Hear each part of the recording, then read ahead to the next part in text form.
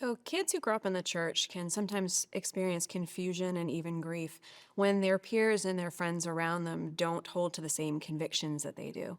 They can feel alone and isolated when their peers not only don't support their worldview, but sometimes actively object to it. And perhaps most heartbreaking, when they have friends or family whom they love who don't have faith in Christ, they can be left reeling and wondering why. Lily in the Dream Keeper Saga, who's the main character, experiences some of this early on in the series.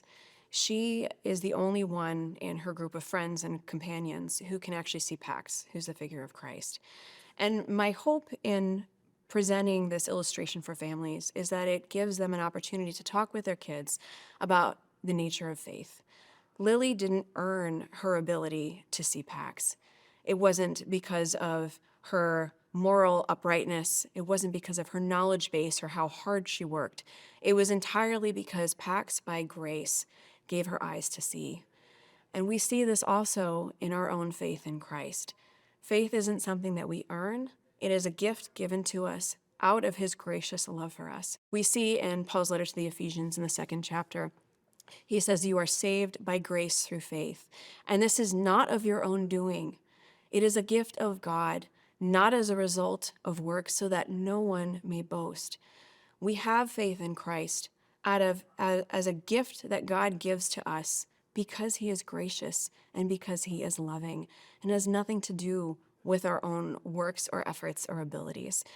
We may not understand why one person has faith in Christ and one doesn't, but we know that it is in God's sovereign control and that he is good and that his steadfast love and faithfulness abound forever, and he keeps his promises and that we can trust in him.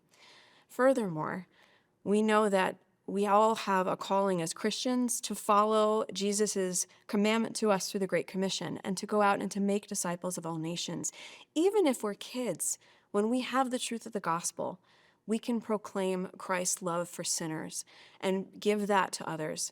And we see in Romans chapter 10, verse 17, that although faith is a gift from God that he bestows, he works through his word and the message of the gospel to bring people to Christ.